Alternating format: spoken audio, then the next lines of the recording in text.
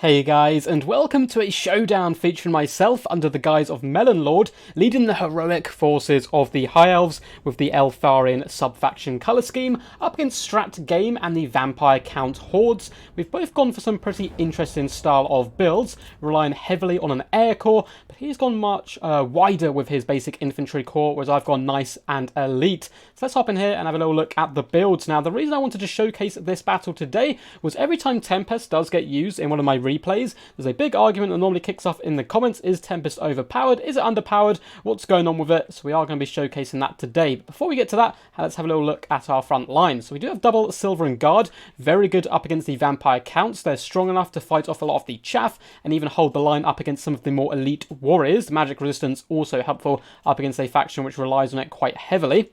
And at the same time, they're anti-large to help deal with some of those pesky Vampire Counts monsters you can often see in the fray. In the secondary battle line, we do have 3 units of Rangers. These guys are massive anti-infantry damage dealers, going to be looking to countercharge the enemy and saturate on top of the Silver and Guard once the fighting does get underway. And to back all of this up, we have double Phoenix Guard. Now, these bad boys have been chevroned up, and they are our ultimate anti-large armor-piercing beasts for the High Elves, basically. Very elite, very expensive, and a little bit slow, of course, because they are on foot, but still in a situation like this where I'm really trying to hold the ground force for as long as possible and allow my air core to do the damage, they are pretty pivotal. And to help them out, we also have a noble who is going to be leading the ground force today, and again, anti-large comes in really handy. And much like the Glade Captain for the Wood Elves, I'm a massive fan of foot characters who are anti-large. They're sticky, a pain in the butt to deal with, and really help out in these more boxy defensive formations. Up in the skies, we do have a mighty Arcane Phoenix floating high above the sky. Now, the Arcane Phoenix by most is considered to be a pretty poor unit, simply due to how expensive it is, but that flaming and magic attacks will certainly come in handy up against the Counts. But the reason I'm bringing it here today, rather than a Flamespire Phoenix, is for the Ember Storm, which is, I think, going to have a really nice niche up against the slow-moving, infantry-heavy Vampire Counts that you do often see.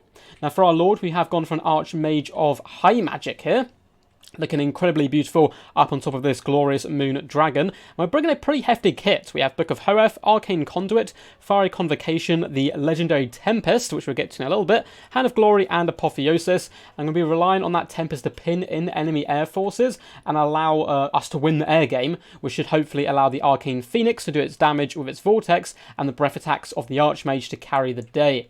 Now, for my opponent's forces, on the flanks, he does have some Crypt Ghouls. These guys are poison damage dealers, going to help the main battle line really punch above its weight by applying poison to my more elite troops. And then we have Skeleton Spearmen dotted into the sunset all the way along, backed up by more Skeleton Warriors. So very cheap and cheerful ground force for the most part. We even have the Regiment of Renowned Skeleton Warriors who have a really cool colour scheme. Don't get to see these guys terribly often. Their shields are the skull and crossbones looking particularly badass.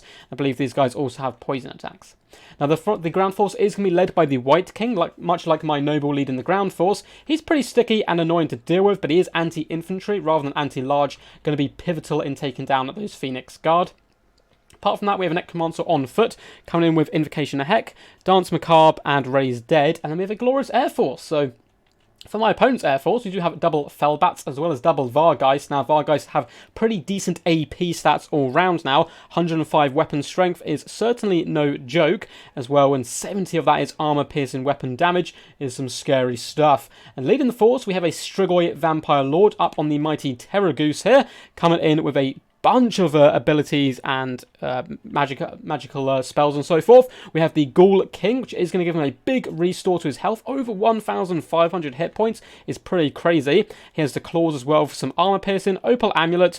We do have Command of the Unliving to summon some Crypt Ghouls, and Invocation of Nehek. So a load of different spells taken by my opponent on 2 different casters. How is our Air Force going to fare up against the enemies? Now, the Mage here for us does cost just over 3,000 gold, so she is rather expensive and needs to get her value back if we want a chance of winning. So we do try and push the Fellbats away. Now, Fellbats aren't really going to be a problem for my build. There is no back line. Fellbats tend to kind of swoop in and hunt down archers and so forth. So I'm going to be leaving them on their own. I'm going to try to put some pressure on the Vargeist at the back, and it's going to be an interesting fight to see who can come out on top in the air game. The main battle line has moved up into position. We're going to be taking a defensive approach, as I'm going to be trying to micro as much as possible with my 2 flies. And as you can see, the first Vortex spell is coming which is Tempest, and it's going to be doing some pretty nice work here.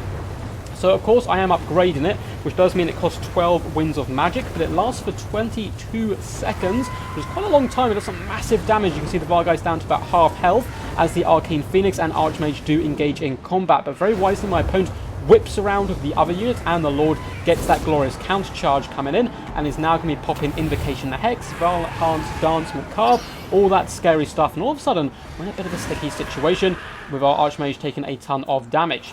Frontline battle has got underway here as Rangers will carve their way through Spearmen with deadly efficiency, and Silver Guard just here to hold the line for as long as possible. That shield wall being battered, but yet holding firm up against the enemy's onslaught.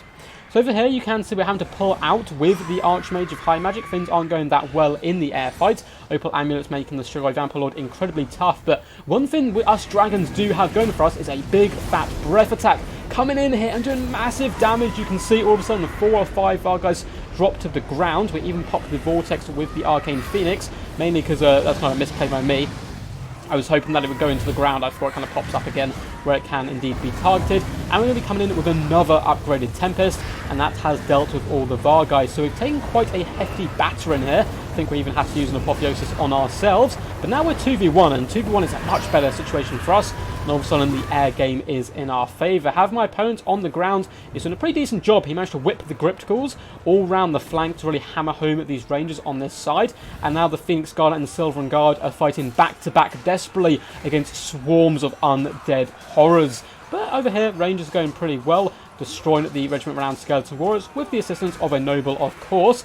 And on the left-hand side, our Rangers are trading relatively effectively 2-to-1 on the enemy, which is some good stuff. Now, my opponent, very wisely, is going to pop that Ghoul King ability, healing him up nicely, pretty much to full health, and he's going to be escaping and trying to retreat as fast as possible before diving down into combat. And if I was to charge in here, of course, he would have the support of Skeleton Spearmen coming in, and some already down on the ground. We're going to be doing our second big fat breath attack on the White King, connecting relatively well, doing some nice damage, but nothing too crazy just yet. The centre portion of the battlefield is going really well for us, however, at this point. So what I'm going to be doing is taking my Arcane Phoenix and Archmage, and we'll be trying to just hammer home different pockets of the battlefield to ensure we win. So if I can win the central pocket and the right-hand side, I'm happy to surrender this left-hand bit.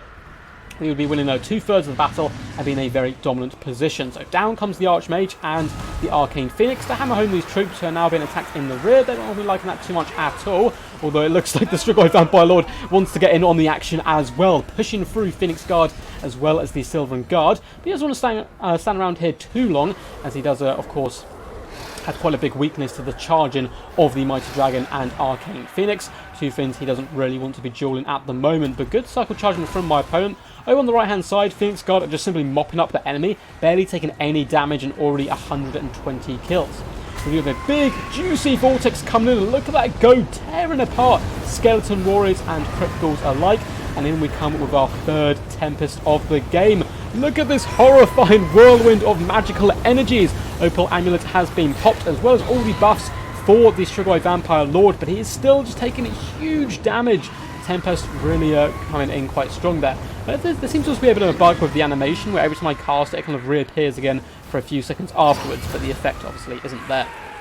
Arcane Phoenix doing a pretty good job here, helping support the Archmage, with Hand of Glory popped on them as well, turned to an absolute killing machine, and the Strigoi Vampire Lord is going to dive down once more looking for aid. But there is a Noble here as well, doesn't want to tangle with him, and his mighty Halberd should be able to cleave big old chunks out of him. A fat breath attack, crisping the back of that Vampire Lord. He's very close to his healing cap and is starting to crumble. Over on this right-hand flank, Skeleton Spearmen are just about spent, and the White King, yes, he's an anti-infantry beast, but he doesn't want to stand here completely unsupported up against all of these elite troops. It will be the death of him. Now, while I'm trying to get my Arcane Phoenix up into the sky desperately as quickly as possible, but it's a little bit tough. So the Archmage doesn't really want to duel someone as mighty as the Strigoi Vampire Lord on his own, especially if Dance Macabre popped. So we're going to be diving down into our own troops, allowing the Phoenix Guard and Noble to come in and surround. And you can see I've given the attack order there for all my troops to come in. And even the Dragon shall now be turning to engage this mighty foe. And the Phoenix darts in. These guys have been the best of pals so far in my Air Force, have really punched above their weight, and it looks like we have managed to slay the horror of the night. And with that, my opponent's build is indeed going to crumble here, and it shall be a victory for the glorious elite High Elf 4. So a close victory all round. Very well played to my opponent there.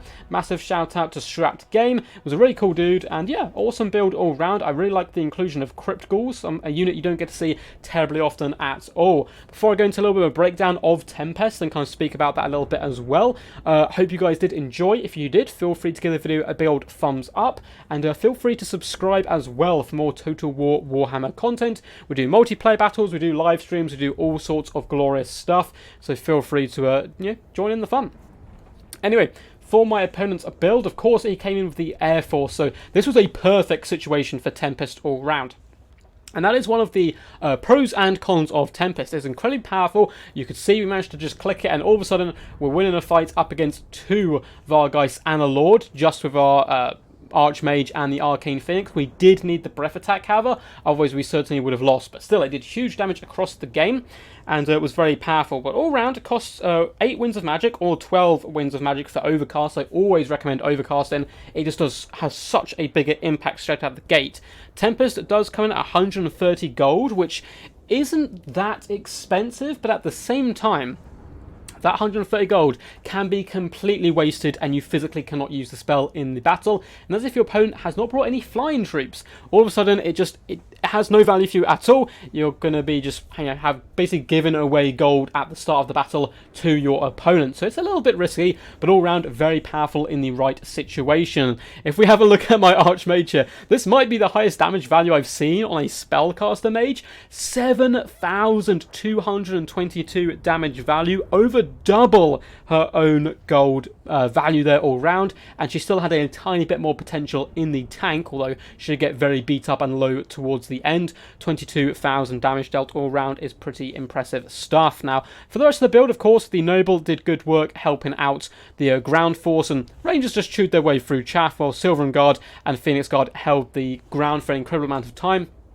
All 4 units of my anti-large troops incredibly healthy at the end as well. So even if we lost the Archmage there, I think they would have had a good time dragging it out. Arcane Phoenix with its flaming and magical attacks, pretty good here, and a good bodyguard for the Archmage, coming in with 2,000 damage value as well. Now, as I spoke about earlier, we kind of needed the Arcane Phoenix to hold those Vargheist back, as well as the Lord to get the breath attack in to help us win, but Tempest can certainly swing engagement. So what are your guys' thoughts on that? Do you think Tempest is overpowered? Do you think it is relatively in the right position? And if you do think it's overpowered or underpowered, what could be done to change it? Let me know down below in the comments. As for my opponent's build, you can see the Vargheist, despite being hit by an Overcast Tempest, still got pretty good damage value, nearly 1,000 on one unit, the other one taking a bit of brunt. That was kind of the first one we hit home, but these guys certainly can pack a punch and help the mighty Strigoi Vampire Lord up in the skies, who did fantastic himself. 2,600 damage value